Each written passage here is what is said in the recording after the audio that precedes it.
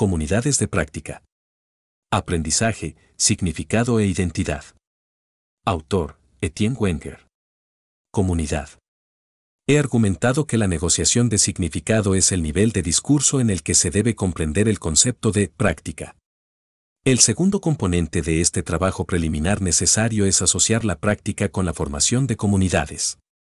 Cuando asocio práctica y comunidad, no estoy diciendo que cualquier cosa que alguien pueda llamar comunidad esté definida por una práctica o tenga una práctica que sea específica de ella, ni que todo lo que alguien pueda llamar práctica sea la propiedad definidora de una comunidad claramente especificable. Por ejemplo, un barrio se puede llamar comunidad, pero normalmente no es una comunidad de práctica. Tocar escalas en el piano se suele llamar práctica, como en la práctica. Conduce a la perfección, pero no define lo que yo llamaría una comunidad de práctica. En realidad, lo que digo es que asociar práctica y comunidad hace dos cosas. 1. Produce una caracterización más manejable del concepto de práctica, sobre todo distinguiéndola de términos menos manejables como cultura, actividad o estructura. 2. Define un tipo especial de comunidad, una comunidad de práctica. Como estos términos constitutivos se especifican mutuamente, la expresión comunidad de práctica se debe ver como una unidad. En la primera parte, cuando empleo los términos comunidad o práctica por sí solos, lo hago para abreviar, para hacer que el texto sea menos pesado. Sin embargo, en la segunda parte las cosas se complicarán más porque empezaré a hablar de otros tipos de comunidades. Para asociar práctica y comunidad, describiré tres dimensiones de la relación mediante la cual la práctica se convierte en la fuente de coherencia de una comunidad, como se resume en la figura 2.1. Compromiso. Página 100. Figura 2.1. Dimensiones de la práctica como propiedad de una comunidad. Una empresa conjunta. Empresa negociada. Responsabilidad mutua. Interpretaciones. Ritmos. Respuesta local. Un compromiso mutuo. Diversidad de compromiso. Hacer algo conjuntamente. Relaciones. Complejidad social. Mantenimiento de la comunidad. Un repertorio compartido. Relatos. Estilos. Artefactos. Instrumentos. Acciones. Discursos. Eventos históricos. Conceptos. Dedicaré la mayor parte de este capítulo a hablar de cada una de estas tres dimensiones de las comunidades de práctica, diciendo qué son y qué no son y especificando las características que comportan y no comportan en relación con la práctica y la comunidad. Compromiso mutuo. La primera característica de la práctica como fuente de coherencia de una comunidad es el compromiso mutuo de sus integrantes. La práctica no existe en abstracto. Existe porque hay personas que participan en acciones cuyo significado negocian mutuamente. En este sentido, la práctica no reside en libros ni en instrumentos, aunque puede suponer todo tipo de artefactos. No reside en una estructura previa, aunque no se inicia en un vacío histórico. La historia de la tramitación de solicitudes empezó mucho antes de que aparecieran Ariel y sus colegas y, sin embargo, lo que hacen conjuntamente no es una simple aplicación fija de un esquema histórico. La práctica reside en una comunidad de personas y en las relaciones de participación mutua por medio de las cuales pueden hacer lo que hacen. Página 101. En consecuencia, la afiliación a una comunidad de práctica es una cuestión de compromiso mutuo. Eso es lo que define a la comunidad. Una comunidad de práctica no es un simple conjunto de personas definido por alguna característica. No es sinónimo de grupo, equipo o red. La afiliación a una comunidad de práctica no es simplemente una cuestión de categoría social, de lealtad, de afiliación a una organización, de tener un título o de mantener relaciones personales con otras personas. Una comunidad de práctica no se define simplemente por quien conoce a quien o quien habla con quien en una red de relaciones interpersonales por las que fluye información. La proximidad geográfica tampoco es suficiente para desarrollar una práctica. Naturalmente, el compromiso mutuo exige interacción y la proximidad geográfica puede ayudar a ello. Pero los tramitadores de solicitudes no forman una comunidad de práctica por trabajar en la misma oficina. La forman porque mantienen unas relaciones de participación mutua muy densas que se organizan en torno a lo que han venido a hacer allí. Posibilitar el compromiso. Todo lo que sea necesario para hacer posible el compromiso mutuo será un componente esencial de cualquier práctica. Por ejemplo, para los tramitadores de solicitudes, acudir a la oficina es un elemento importante de su práctica. Lo mismo ocurre con la capacidad y el permiso para hablar e interaccionar durante el trabajo. Para una familia podría ser cenar juntos, salir los fines de semana o hacer limpieza general los sábados. Dado el contexto correcto, hablar por teléfono, intercambiar correo electrónico o comunicarse por radio pueden formar parte de lo que hace posible el compromiso mutuo. Estar incluido en lo que tiene importancia es un requisito para participar en la práctica de una comunidad, de la misma manera que el compromiso es lo que define la afiliación. Lo que hace falta para que una comunidad de práctica tenga la cohesión suficiente para funcionar puede ser muy sutil y delicado. Sin duda, para que los tramitadores de solicitudes trabajen juntos, es difícil distinguir entre el peso de un elemento concreto de información y el peso de la atmósfera de simpatía que crean o entre los comentarios sobre el trabajo y los intercambios personales que se entretejen en sus conversaciones. Para ser un participante de pleno derecho, puede ser tan importante conocer y comprender. Uno, en este sentido, se relaciona con la idea de un nodo de vínculos fuertes en la teoría de redes, aunque centrándose más en la práctica que se crea durante el proceso y no tanto en la red de relaciones y en el flujo de información. Wellman y Berkowitz, 1988. 2. Aunque les sería técnicamente posible trabajar desde casa, encontrar nuevas formas de compromiso mutuo plantearía un gran desafío a la organización. El último chisme que circule por ahí como conocer y comprender el último memorándum. Página 102. El tipo de cohesión que transforma el compromiso mutuo en una comunidad de práctica requiere trabajo. En consecuencia, la tarea de mantener la comunidad es una parte esencial de cualquier práctica. Sin embargo, puede ser mucho menos visible que otros aspectos más instrumentales de esa práctica. El resultado es que es fácil infravalorarla o pasarla totalmente por alto. En la viñeta 1 veíamos cómo Roberta ayudaba a los demás a hacer más soportable la jornada laboral ofreciendo un suministro inagotable de chucherías. Su generosidad contribuía a construir la comunidad y a mantenerla viva. Pero no recibía ninguna paga extraordinaria por su incansable dedicación. Aún en los casos en que hay mucho en común con los antecedentes respectivos de los participantes, la coordinación específica necesaria para colaborar exige una constante atención. Diversidad y parcialidad. Si lo que hace que una comunidad de práctica sea una comunidad es el compromiso mutuo, entonces es un tipo de comunidad que no supone homogeneidad. En efecto, lo que hace que el compromiso con la práctica sea posible y productivo es tanto una cuestión de diversidad como de homogeneidad. Por ejemplo, los tramitadores de solicitudes forman un grupo mal definido de personas reunidas mediante anuncios publicados en las secciones de ofertas de empleo de los periódicos. Muchos de ellos solicitaron el trabajo simplemente porque en el anuncio se decía que no hacía falta tener experiencia y que la empresa ofrecería la formación pertinente. Prácticamente nadie mencionaba un interés concreto en los seguros médicos como razón para estar allí. Algunos son más jóvenes y otros menos, algunos son conservadores y otros progresistas, algunos son extrovertidos y otros introvertidos. Todos son distintos y tienen diferentes aspiraciones y problemas personales.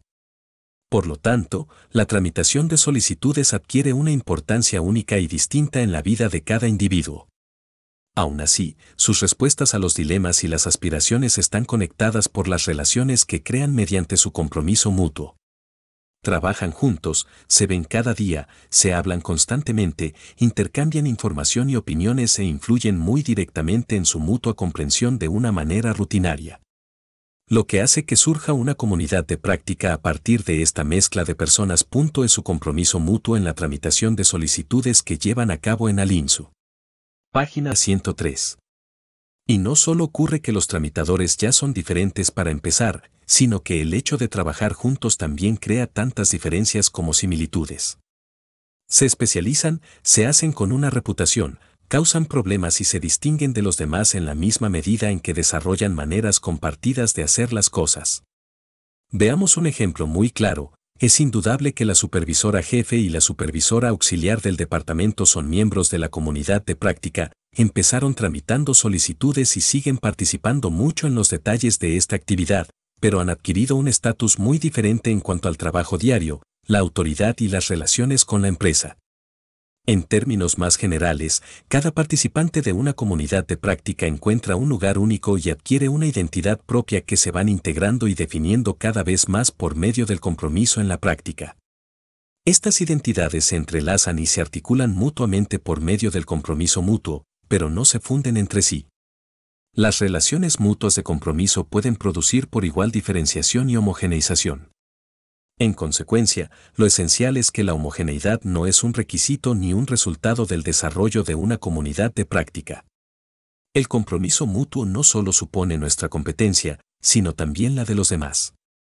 Se basa en lo que hacemos y en lo que sabemos, además de en nuestra capacidad de relacionarnos significativamente con lo que no hacemos y lo que no sabemos, es decir, con las contribuciones y el conocimiento de los demás. En este sentido, el compromiso mutuo es intrínsecamente parcial, sin embargo, en el contexto de una práctica compartida, esta parcialidad es tanto un recurso como una limitación. Esto es evidente cuando los participantes desempeñan roles distintos, como en un equipo de cirugía, donde el compromiso mutuo supone contribuciones complementarias. Pero también se aplica a los tramitadores de solicitudes cuyas formas de competencia se superponen en gran medida. Como pertenecen a una comunidad de práctica donde las personas se ayudan mutuamente, es más importante saber cómo dar y recibir ayuda que intentar saberlo todo. En los dos tipos de comunidades, desarrollar una práctica compartida depende del compromiso mutuo. Sin embargo, los dos tipos de comunidades tienen efectos diferentes porque sus prácticas están formadas por distintas relaciones de parcialidad entre sus miembros. En realidad, suele ser útil pertenecer a las dos al mismo tiempo para lograr la sinergia de las dos formas de compromiso. Por ejemplo, un especialista de un equipo formado por competencias complementarias normalmente también se beneficiará de pertenecer a una comunidad de práctica formada por compañeros que compartan su especialización. 3. En este sentido, el vínculo de una comunidad de práctica es mucho más complejo que lo que Émile Durkheim llama solidaridad mecánica, que se basa en la similitud y que, con el espíritu evolucionista de su época, asocia con formas de comunidad menos evolucionadas. Durkheim, 1893. Página 104. Relaciones mutuas. El compromiso mutuo no supone homogeneidad, pero crea relaciones entre las personas. Cuando se mantiene, conecta a los participantes de maneras que pueden llegar a ser más profundas que otras similitudes más abstractas expresadas en función de rasgos personales o categorías sociales. En este sentido, una comunidad de práctica puede convertirse en un núcleo muy firme de relaciones interpersonales. Como el término comunidad suele ser muy positivo, debo insistir en que estas interrelaciones surgen del compromiso con la práctica y no de una imagen idealizada de cómo debe ser una comunidad. En particular, no se presuponen las connotaciones de coexistencia pacífica, apoyo mutuo o lealtad interpersonal, aunque es evidente que se pueden dar en ciertos casos concretos. En consecuencia, la paz, la felicidad y la armonía no son propiedades necesarias de una comunidad de práctica. Sin duda existen muchas discrepancias, tensiones y conflictos entre los tramitadores de solicitudes. A pesar del notable éxito de la cultura empresarial, de afabilidad que caracteriza a Alinsu, sigue habiendo celos, chismes y camarilla. La mayoría de las situaciones que suponen un compromiso interpersonal sostenido generan sus propias tensiones y conflictos. En algunas comunidades de práctica, el conflicto y la amargura pueden llegar a constituir la característica fundamental de una práctica compartida, como ocurre en algunas familias disfuncionales. Una comunidad de práctica no es un remanso de paz ni una isla de intimidad aislada de las relaciones políticas y sociales. Los desacuerdos, los retos y la competencia pueden ser formas de participación. Y como forma de participación, la rebelión suele ser señal de mayor compromiso que la conformidad pasiva. Por lo tanto, una práctica compartida conecta a los participantes de maneras diversas y complejas. Las relaciones resultantes reflejan la plena complejidad de hacer algo conjuntamente. No se puede reducir fácilmente a un solo principio como el poder, el placer, la competencia, la colaboración, el deseo, las relaciones económicas, las disposiciones utilitarias o el procesamiento de información. En la vida real, las relaciones mutuas entre los participantes son mezclas complejas de poder y de dependencia, de placer y de dolor, de experiencia e inexperiencia, de éxitos y fracasos, de abundancias y carencias, de alianzas y oposiciones, de facilidad y esfuerzo, de autoritarismo y participación, de resistencia y conformidad, de enfado y ternura, de atracción y repulsión, de diversión y fastidio, de confianza y recelo, de amistad y de odio. Las comunidades de práctica tienen de todo. 4. Al definir comunidad, Raymond Williams 1976 afirma que es el único término del discurso social que siempre se emplea con connotaciones positivas. Página 105. Empresa conjunta. La segunda característica de la práctica como fuente de coherencia de una comunidad es la negociación de una empresa conjunta. A continuación presento 3 observaciones sobre la empresa que mantiene unida a una comunidad de práctica. 1. Es el resultado de un proceso colectivo de negociación que refleja toda la complejidad del compromiso mutuo. 2. La definen los participantes en el proceso mismo de emprenderla. Es su respuesta negociada a su situación y, en consecuencia, les pertenece en un sentido muy profundo a pesar de todas las fuerzas e influencias que escapen a su control. 3. No es una simple meta establecida, sino que crea entre los participantes unas relaciones de credibilidad mutua que se convierten en una parte integral de la práctica. Una empresa negociada. Las empresas que se reflejan en nuestras prácticas son tan complejas como nosotros mismos. Incluyen los aspectos instrumentales, personales e interpersonales de nuestra vida. Por ejemplo, la práctica de los tramitadores de solicitudes refleja su intento de crear un contexto en el que seguir desempeñando su vida laboral. Esto supone, entre otras cosas, ganar dinero, ser una persona adulta, dominar la tramitación de solicitudes, divertirse, sentirse bien, no ser ingenuo, ser agradable, combatir el fastidio, pensar en el futuro y mantener la posición. Aunque este trabajo no supone un estatus muy elevado, los tramitadores se esfuerzan por mantener un sentido de identidad personal con el que poder vivir. Para ello incorporan cuidadosamente a su práctica su sensación de marginación respecto a la institución, cultivando un cinismo contenido y un distanciamiento controlado en relación con el trabajo y con la compañía. En consecuencia, su empresa no es solo tramitar solicitudes según lo estipulado por Alinsu o por la supervisora del departamento. Naturalmente, la tramitación de solicitudes así definida forma parte de su práctica como componente muy significativo. Se esfuerzan por ganar dinero satisfaciendo la exigencia de Alinsu de que se tramiten solicitudes. La supervisora es un símbolo de esa exigencia. Pero la empresa, tal como realmente la definen los tramitadores mediante su compromiso mutuo en la práctica, es mucho más compleja porque incluye toda la energía que dedican, dentro de las restricciones de su estricto contexto institucional y también a pesar de él, no solo a posibilitar la tramitación de solicitudes en la práctica, sino también a hacer que el lugar sea más habitable para ellos mismos.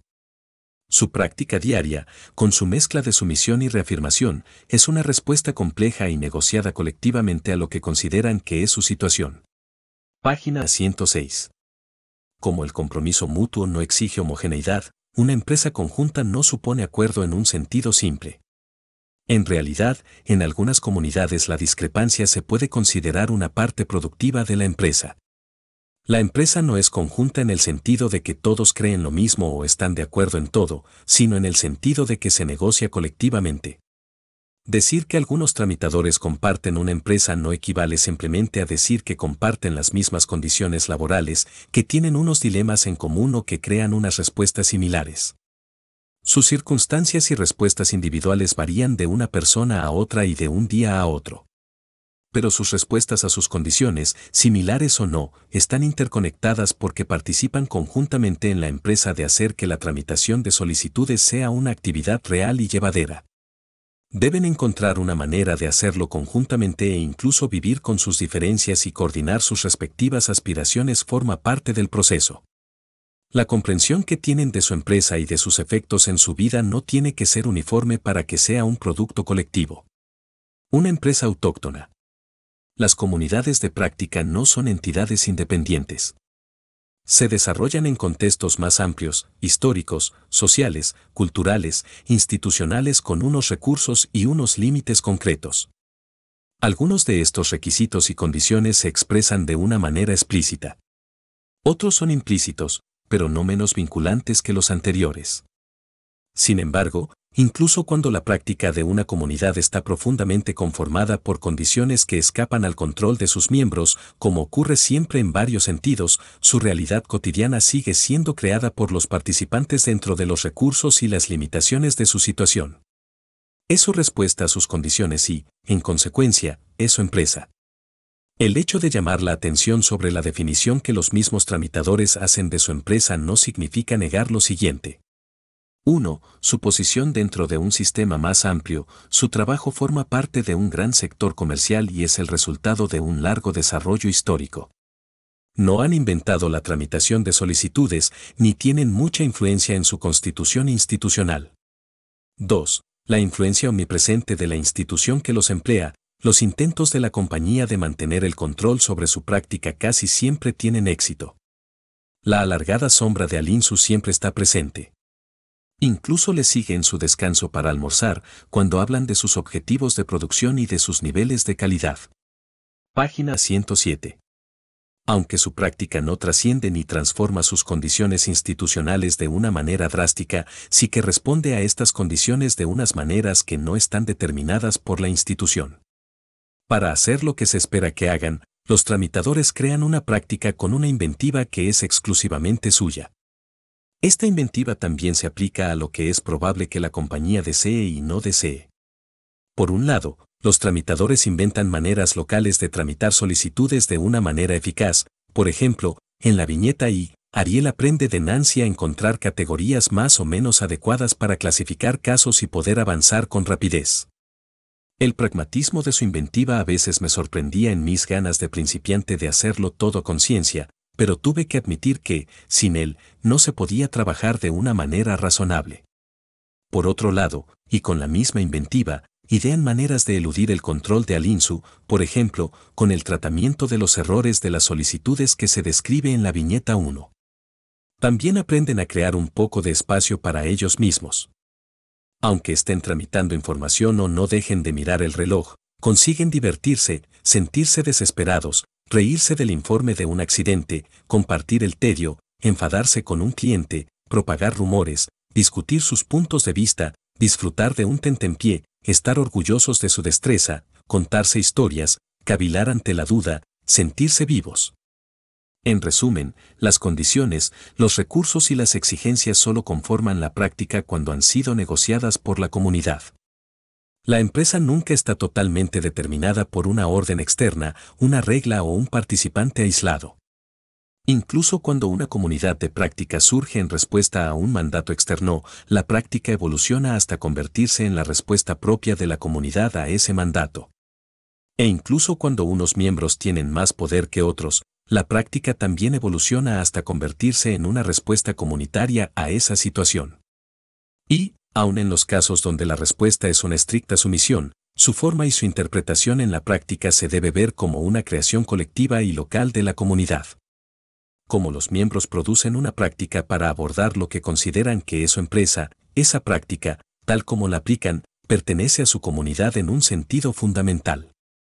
Como antes, decir que las comunidades de práctica producen su propia práctica no equivale a decir que no puedan ser influenciadas, manipuladas, engañadas, intimidadas, explotadas, debilitadas o obligadas a someterse, y tampoco quiere decir que no se puedan inspirar, ayudar, apoyar, instruir, liberar o capacitar, pero sí quiere decir que el poder, benévolo o malévolo, que las instituciones, las reglas o los individuos puedan tener sobre la práctica de una comunidad siempre está mediado por la producción de la práctica por parte de la comunidad. Las fuerzas externas no tienen un poder directo sobre esta producción porque, a fin de cuentas, es decir, en la actividad mediante el compromiso mutuo en la práctica, es la comunidad la que negocia su empresa. Página 108. Un régimen de responsabilidad mutua. La empresa de una comunidad de práctica no es una simple declaración de objetivos. En realidad, el hecho de que anime a la comunidad no se debe básicamente a su cosificación. Negociar una empresa conjunta da origen a unas relaciones de responsabilidad mutua entre los implicados. Estas relaciones de responsabilidad incluyen lo que importa y lo que no, qué es importante y por qué, qué hacer y qué no hacer, a qué prestar atención y a qué no, de qué hablar y de qué no, qué justificar y qué dar por descontado, qué mostrar y qué ocultar, cuando unas acciones o unos artefactos son lo bastante buenos y cuando se deben mejorar o refinar. He argumentado que, para los tramitadores de solicitudes, la responsabilidad hacia su empresa no solo incluye la tramitación de solicitudes, sino también ser afable, tratar la información y los recursos como algo que compartir y ser responsable con los demás no complicándoles la vida. Por ejemplo, la responsabilidad en relación a lo que complica la vida a los demás es algo que se imponen unos a otros, a veces muy abiertamente, porque todos comprenden que hacerse más soportable la vida laboral forma parte de su empresa conjunta. El hecho de que a veces se considere que estas relaciones de responsabilidad mutua han sido violadas no hace sino confirmar su influencia como régimen común. Este régimen común de responsabilidad mutua desempeña un papel fundamental en la definición de las circunstancias en las que, como comunidad y como individuos, los miembros se sienten comprometidos o no con lo que están haciendo y con lo que les ocurre a ellos mismos ocurre a su alrededor y bajo las cuales intentan o no comprender lo que ocurre y buscar nuevos significados. Aunque algunos aspectos de la responsabilidad pueden estar cosificados reglas, políticas, normas, objetivos, los que no lo están no son menos importantes. Ser bueno en algo supone desarrollar una sensibilidad especializada, un sentido estético y unas percepciones refinadas que aplicar a la hora de enjuiciar las cualidades de un producto o de una acción. El hecho de que esto se comparta en una comunidad de práctica es lo que permite a los participantes negociar la idoneidad de lo que hacen. 5. En realidad, en sus estudios clásicos de la cohesión social, Émile Durkheim considera el concepto mismo de delito como evidencia de solidaridad moral. Durkheim, 1893. Página 109. El régimen de responsabilidad se convierte en una parte esencial de la práctica. El resultado es que puede ser algo difícil de expresar porque el hecho de que impregne la comunidad no se debe, básicamente, a que haya sido cosificado. Y, aunque la empresa se cosifique en una afirmación, la práctica evolucionará hacia una interpretación negociada de esa afirmación. En realidad, la práctica incluye las maneras en que los participantes interpretan los aspectos cosificados de la responsabilidad y los integran en formas vivas de participación. La capacidad de distinguir entre las normas cosificadas y el compromiso competente en la práctica es un aspecto importante de convertirse en un miembro experimentado. Definir una empresa conjunta es un proceso, no un acuerdo estático. Produce relaciones de responsabilidad que no son solo limitaciones o normas fijas.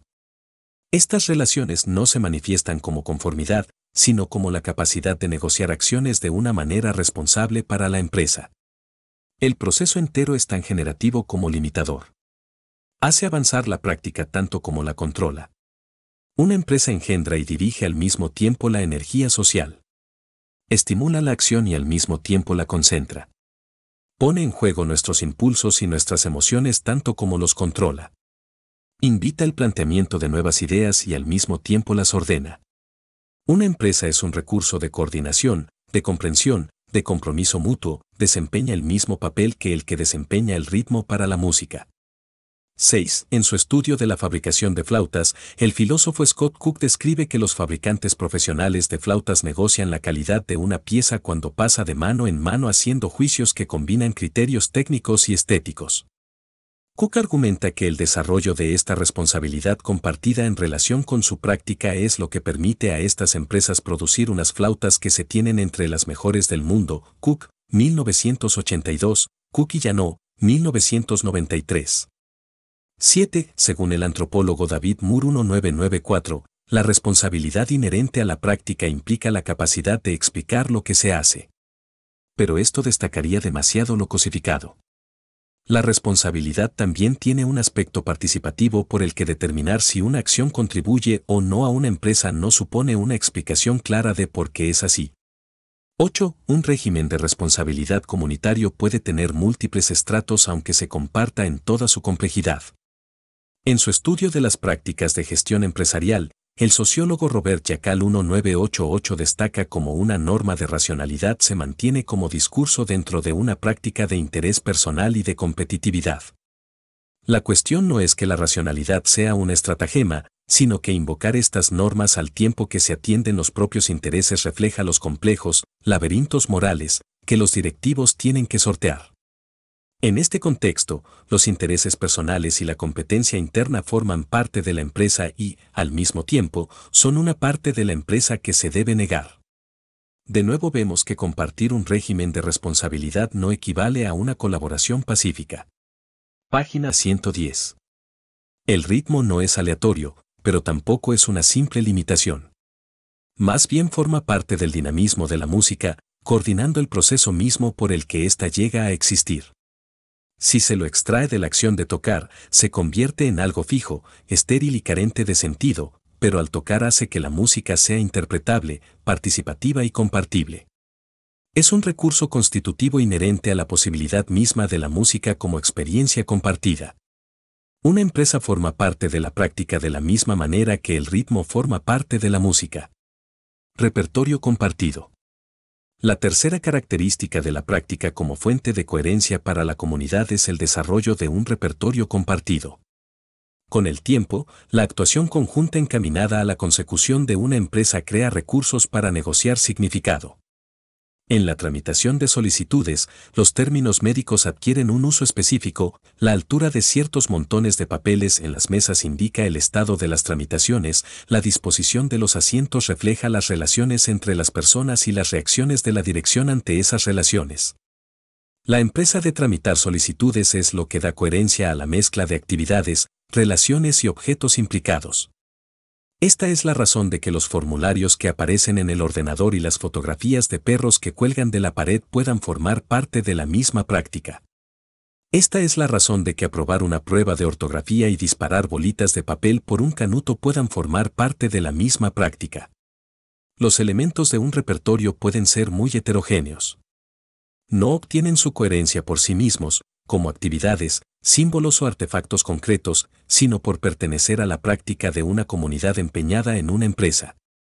El repertorio de una comunidad de práctica incluye rutinas, palabras, instrumentos, maneras de hacer, relatos, gestos, símbolos, géneros, acciones o conceptos que la comunidad ha producido o adoptado en el curso de su existencia y que han pasado a formar parte de su práctica.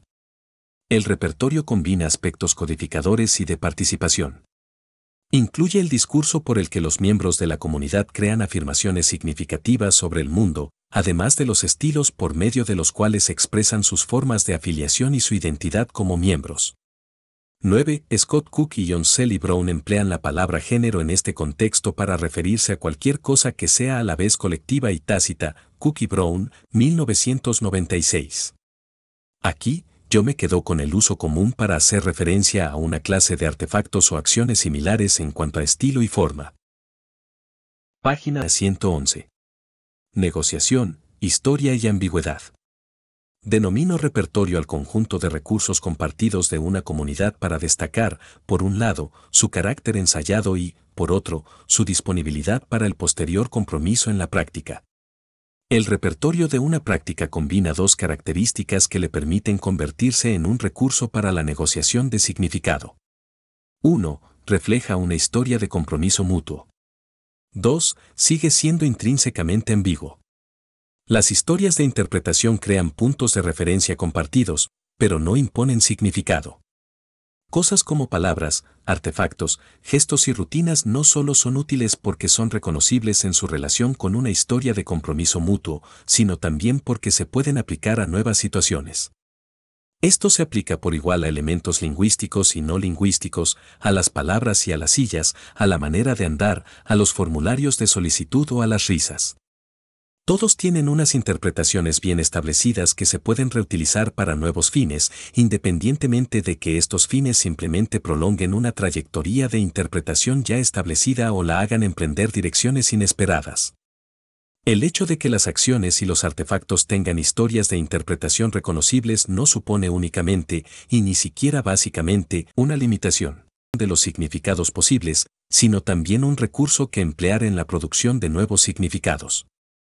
La creación espontánea de metáforas es un ejemplo perfecto del tipo de recurso proporcionado por una historia de uso renegociable. Cuando se combina con la historia, la ambigüedad no es una ausencia o una falta de significado. Más bien es una condición para la negociabilidad y, por lo tanto, una condición para la posibilidad misma de significado. Es la razón de que la historia siga siendo pertinente y significativa. 10. Normalmente, la noción de repertorio se refiere más a actuaciones que a artefactos, aunque esta distinción no es especialmente pertinente para la negociación de significado. El logro de significado siempre es una actuación y, en consecuencia, un repertorio interpretado así siempre incluye accesorios.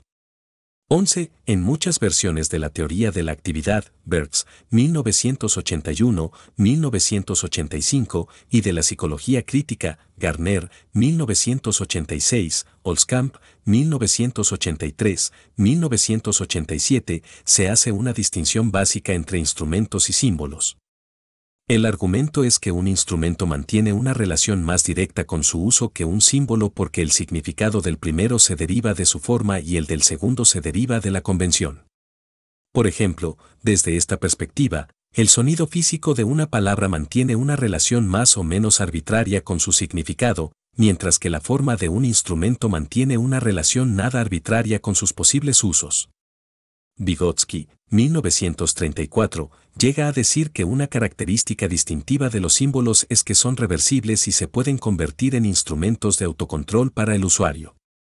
Con todo, los instrumentos se pueden emplear para fines distintos de los concebidos por sus creadores. Un martillo puede ser un buen pisapapeles. Además, los instrumentos, por ejemplo, un ordenador potente sobre nuestra mesa, también pueden poseer un valor simbólico que va más allá de su función instrumental. En términos más generales, la distinción entre instrumento y símbolo no es fundamental para mi propósito en este libro porque los dos reciben significado mediante el mismo proceso de negociación en unas circunstancias específicas y dentro del contexto de unas prácticas concretas. Los dos presentan una mezcla de historia y de ambigüedad, de participación y de clasificación. Página 112. Recursos del compromiso mutuo. Esta ambigüedad intrínseca hace que procesos como la coordinación, la comunicación o el diseño sean, por un lado, difíciles, que se encuentren en un estado permanente de necesidad de reparación y que siempre sean imprevisibles, y, por otro, que sean dinámicos, que siempre estén abiertos y que generen nuevos significados. La necesidad de coordinar perspectivas es, al mismo tiempo, una fuente de nuevos significados y de obstáculos.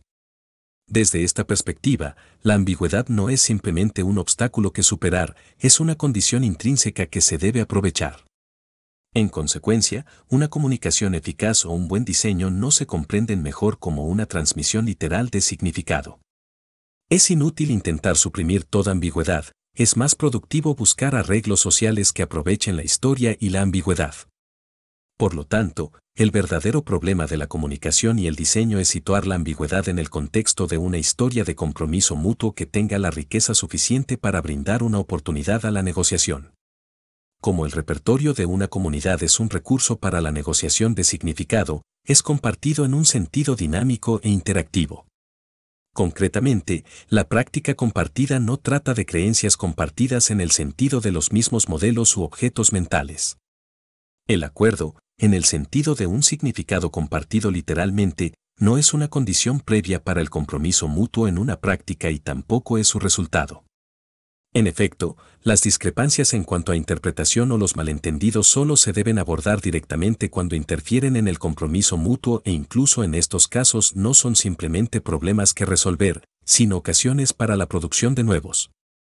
12. Por ejemplo, la noción de discurso compartido es muy diferente de la noción de creencia o suposición, Turner, 1994, o de modelo mental, Senge, 1990. Un discurso refleja una empresa y la perspectiva de una comunidad de práctica, pero no es una creencia fija ni un modelo del mundo que los individuos tengan en la mente. Un discurso es un recurso social e interactivo para construir afirmaciones sobre el mundo y coordinar el compromiso en la práctica. Aquí empleo la noción de discurso en un sentido muy parecido al definido por Michel Foucault 1971 y adoptado por James G. 1992 como una caracterización de la práctica. Sin embargo, como insistiré más adelante, no equiparo el discurso con la práctica significados. El compromiso continuo en una práctica compartida es una forma dinámica de coordinación que genera, sobre la marcha, los significados coordinados que le permiten avanzar. Página 113.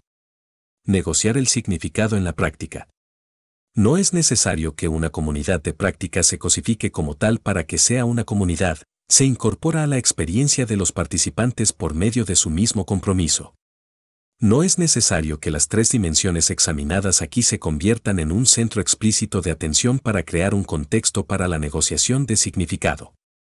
1. Mediante el compromiso mutuo, la participación y la clasificación se pueden entretejer perfectamente. 2. Una empresa conjunta puede crear relaciones de responsabilidad mutua sin que nunca se llegue a cosificar, discutir o declarar como empresa. 3. Las historias compartidas de compromiso pueden convertirse en recursos para negociar significados sin la necesidad constante de comparar notas. No obstante, casi todos hemos experimentado el tipo de energía social que puede generar la combinación de estas tres dimensiones de la práctica compartida. A la inversa, también podemos haber experimentado cómo esta energía social nos puede impedir responder a nuevas situaciones o seguir adelante. Por lo tanto, la importancia de nuestras diversas comunidades de práctica se puede manifestar de dos maneras, por su capacidad para dar lugar a una experiencia de significado y, a la inversa, por su capacidad para hacernos rehenes de esa experiencia. En consecuencia, decir que las comunidades de práctica ofrecen un contexto privilegiado para la negociación de significado no se debe malinterpretar como un intento de idealizarlas.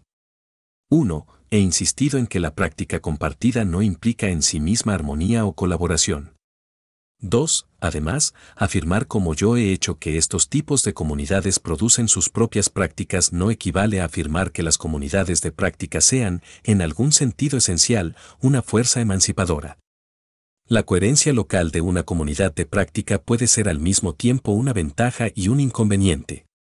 La producción autóctona de una práctica hace que las comunidades de práctica sean el lugar de logros creativos y de fracasos endogámicos, el lugar de resistencia a la opresión y de la reproducción de sus condiciones, la cuna del ego y también la jaula potencial del alma. Página 114. Las comunidades de práctica no son intrínsecamente beneficiosas ni dañinas. No son privilegiadas en cuanto a efectos positivos o negativos. Pero son una fuerza que tener en cuenta, para bien o para mal. Como lugar de compromiso en la acción, en las relaciones interpersonales, en el conocimiento compartido y en la negociación de empresas, estas comunidades tienen la clave de la verdadera transformación, la que tiene efectos reales en la vida de la gente. Desde esta perspectiva, la influencia de otras fuerzas, por ejemplo, el control de una institución o la autoridad de un individuo, no es menos importante, pero se debe considerar mediada por las comunidades en las que su significado se debe negociar en la práctica. Texto leído. Comunidades de práctica, aprendizaje, significado e identidad. Autor, Etienne Wenger. Tomado de comunidad. En autor. Comunidades de práctica. Aprendizaje, significado e identidad. Barcelona, Paidós. Año 2001. Páginas de la 99 a la 114. Lectura del diplomado semipresencial para el apoyo a la enseñanza de las artes en la educación básica.